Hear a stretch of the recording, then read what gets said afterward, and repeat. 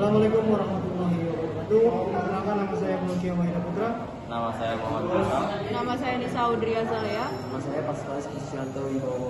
Di sini kita akan memaparkan beberapa wawancara terhadap beberapa orang mengenai G30 SPKI. Saya dengan narasumber Bapak siapa? Pak Heru Sukamto. Siap, dengan Pak Heru Sukamto. Apa yang diketahui Pak tentang sejarah G30 SPKI? Yang setahu saya kan saya baru umur 5 tahun ya. Bahkan waktu itu saya waktu main sama kakak saya ya, itu terus terang aja saya itu nggak ngerti itu bahwa itu partai-partai terlarang ya. Bahwa itu ibaratnya kan kayak kita satu keluarga, bahkan bapak saya kan sebagai keamanan kampung, kalau zaman dulu namanya Jogoboyo kalau di kampung ya. Itu setahu saya keluar kok dilarang sama bapak saya ya, setahu saya itu ada keramaian waktu partai itu mau bergerak, itu mengadakan pertemuan besar-besaran, ada keramaian reok, namanya reok dari Ponorogo itu. Setahu saya kok dibilangin sama kru dia itu kok, loh ini anak sapi kok ikut nonton gitu ya. Lucu kan ya. Waktu itu saya inget-inget enggak, masanya saya masih 5 tahun. Ada itu, setelah itu saya kan pulang tanya sama bapak saya, lain kali kamu nggak boleh terlalu bebas main, masalahnya itu bukan aliran kita gitu. Nah itu dilarang memang. Ya setelah itu tahu saya kok itu Masya Allah rame banget. Terus itu orang-orang tertentu maksudnya yang masuk partai dia gitu ya. Ada itu saya setelah itu pulang nanya bapak saya, Pak kayak kita kok nggak boleh ikut main sama anak-anak dia gitu, anak-anak sepantar saya tapi bukan aliran kita ya, ibaratnya anggap aja lah bukan aliran ya. Itu memang itu lain, kata bapak saya, itu lain, memang lain, nggak boleh terlalu bebas. Dan setelah dewasa kita beranjak besar ya, itu bapak saya masih hidup, saya tanya itu zaman dulu itu kejadian apa Pak? Sebetulnya begini, itu kayak bapak saya kayak bapak ini kan orang-orang tokohnya orang PNI, kata dia sebagai keamanan lingkungan di situ. Dia bercerita bahwa itu mau ada penculikan besar-besaran sebagai masyarakat yang dianggap tokoh-tokohnya orang PNI. Terus itu dia itu berkehendak, maksudnya dia apa? Maksudnya kalau dia partai itu menang, hak orang satu kampung itu akan dikuasai semuanya, harta benda semuanya dikuasai dia. Bahkan dia kalau nggak dibunuh mau dijadikan budaknya dia gitu, kata dia. Ya setelah itu saya akan tanya begini sama bapak saya, ya terus ntar kalau seandainya itu kita partainya kalah gimana Pak? Ya udah, nggak tahu nasibnya mau kemana, mau dibuang atau dibunuh. Memang selama itu bapak saya selama mau kejadian itu tahun 65 ya.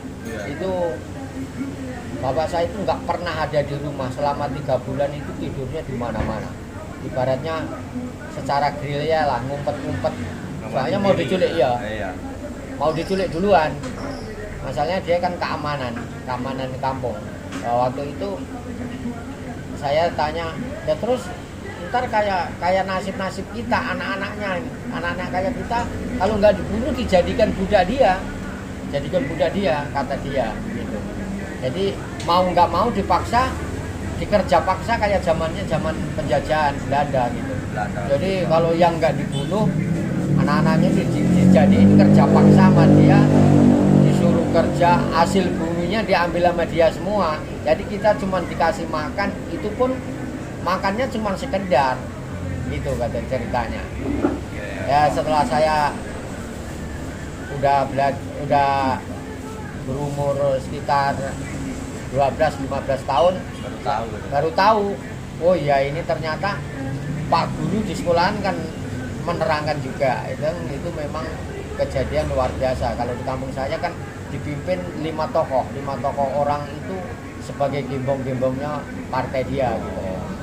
Udah itu bahkan setelah kejadian itu kalah ya, ibaratnya dianggap kalah ya, itu ya. Ya kalah itu akhirnya kan orang-orang itu ditimbal balik, jadi dikerja paksa oleh orang-orang yang partainya menang, yang PNI itu.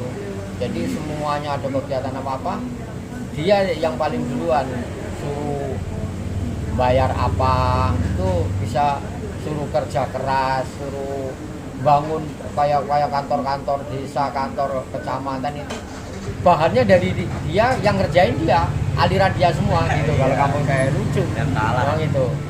Tapi kalau kampung saya nggak begitu parah, yang lain itu kampung-kampung lain itu lebih parah. Bahkan kan dengan ada cerita itu ketemu dimanapun dipenggal orang-orang itu. Tahu saya cuma itu. Oke. Jadi menurut Bapak nih, dalangnya siapa? Ya. Kalau nggak ini nggak usah nyebutin aja kalau Bapak. Iya. Kalau dalangnya kita juga nggak tahu ya. Yang menggerakin itu siapa, yang dalangnya siapa nggak tahu. Tahu-tahu di kampung itu udah kejadian begitu. Tapi kayak yang 5 tokoh itu di kampung saya ada. Tapi yang gerakin 5 tokoh itu nggak tahu dari mana, nggak tahu. Nah, Tapi memang di kampung saya ada 5 tokoh itu. siap, baik, Pak. Untuk apakah ada kemungkinan bangkit PKI itu sekarang atau enggak? Kemungkinan nggak. Seandainya bangkit, kemungkinan Indonesia udah enggak. Masalahnya seandainya bangkit ya, itu udah orang-orang udah pada tahu. Iya. Kecuali menyusup dari negara lain, nggak ngerti ya. Kita kan nggak ngerti. Kita ngomong. Iya, lain itu. Tapi kalau negara Indonesia kemungkinan udah enggak. Masalahnya Indonesia sekarang kan udah ditanamin apa? Keimanan yang paling kuat pada biaya itu. Kalau zaman dulu kan belum begitu mahir. Cuman adanya wali-wali Songo itu kalau daerah Jawa Tengah ya. Tapi kalau sekarang kan tokoh-tokoh agama itu setiap kampung punya. Jadi kemungkinan enggak. Ya, oke, Pak. Kalau menurut saya ya. Ya, Ya. Pak. Oke. Oke, terima kasih banyak, Pak. Oke. Siap. Yo, oke. Terima kasih, Pak.